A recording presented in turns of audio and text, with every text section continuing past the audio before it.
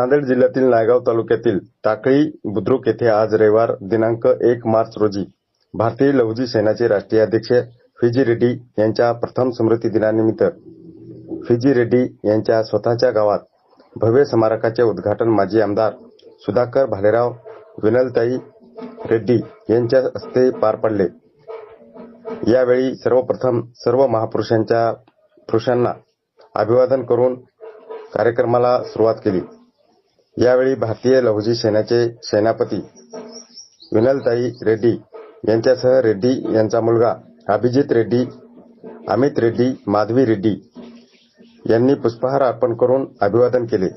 या दरम्यान भारतीय लहुजी सेनाचे सेनापती फिजी रेड्डी यांच्या जीवनचरित्रावर स्मृती दिनी अनेक मान्यवरांनी भाषणे केली।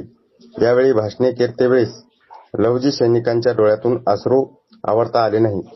त्यांच्या स्मृती दिनी फिजी रेड्डी यांच्या कार्याचा गौरव अनेकांनी केला। यावेळी रेड्डी यांची सून यांनीही आपल्या सासरा फिजी रेड्डी यांच्या जीवनावर भाषण केले। यावेळी माजी आमदार सुधाकर भालेराव, आमदार अंतापूरकर, माजी जिल्हा परिषद अध्यक्ष चंद्रकांत घाटे, भारतीय लहुजी सेनाचे राष्ट्रीय अध्यक्ष बाळासाहेब बागुल, राष्ट्रीय सचिव हनीफ मोहम्मद पठाण, संभाजीनगरचे जिल्हा प्रमुख शकील भाई, लहुजी नवनिर्माण सेनाचे प्रमुख PS मोतीवाळ, बुलढाण्याचे जिल्हा प्रमुख वामनराव बारसे, शिर्डीचे लहुजी सेनाचे युवा नेते आव्हाड, मातंग समाजाचे नेते रामचंद्र भरांडे, मच्छिंद्र गायले, ठाणेचे उषाताई दाखले, लक्ष्मण गायकवाड, मुंबईचे रघुनाथ खैरनार, प्रकाश वाघमारे आदींची उपस्थिती होती। या कार्यक्रमाचे प्रस्ताविक रमेश बारीकर यांनी केले, तर आभार अमित रेड्डी यांनी मानले। यावेळी हजारो लहुजी सैनिक उपस्थित होते। आज टाकळी या छोट्याशा गावातून अत्यंत दुर्गम अशा परिस्थितीमध्ये त्यांचं जीवन बालपण या ठिकाणी व्यतीत झाला असेल,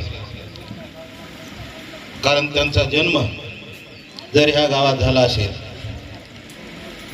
त्यांच्या जन्माची तारीख आणि आजच्या पुण्यस्मरणाची जर तारीख जर आपण लक्षात घेतली तर तो जो अखंड प्रवास, त्यामधला जो दीर्घ काळ जर पाहिला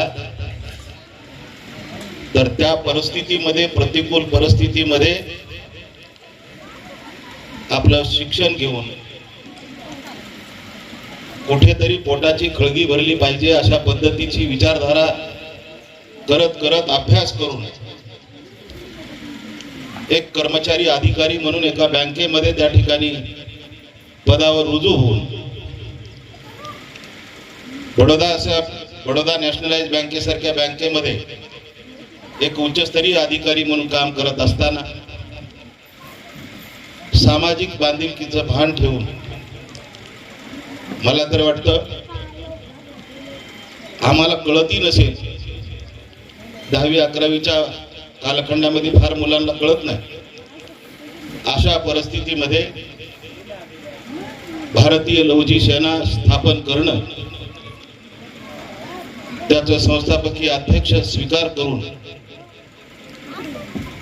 या ठिकाणी महाराष्ट्राला जेवढा वेळ मिळेल त्या वेळेतला वेळ काढून खऱ्या अर्थानं आपल्या परिवाराला पहिल्यांदा सक्षम करत समाजाला सक्षम करण्याचं जे भाग्य त्यांच्या उराशी बाळगलं, असा महाराष्ट्राला दिशा देणारा आणि समाजाची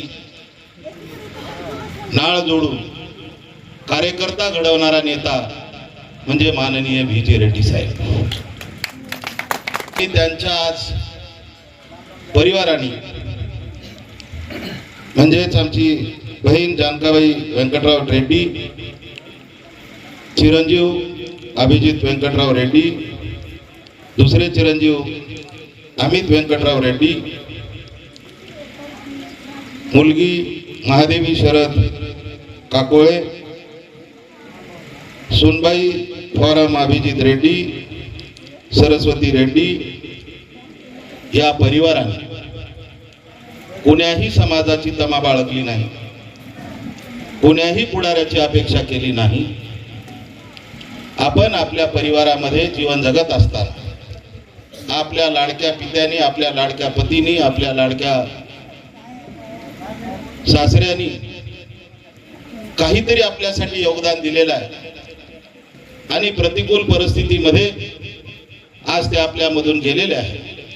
तर त्यांची आठवण म्हणून कुण्या समाजाने किंवा कुठल्या कार्यकर्त्यांनी योगदान दिलेलं नाही, तर त्या स्वतःच्या परिवाराने एक आत्मसन्मानाचा भाग म्हणून या ठिकाणी पुतळ्याची उभारणी केलेली आहे. प्रथमतः मी त्या कुटुंबाचं मनापासून या ठिकाणी अभिनंदन करतो. खरं तर या जाणीवा उणीवा आपणाला फक्त नेता म्हणून त्या ठिकाणी पोचल्या असतील,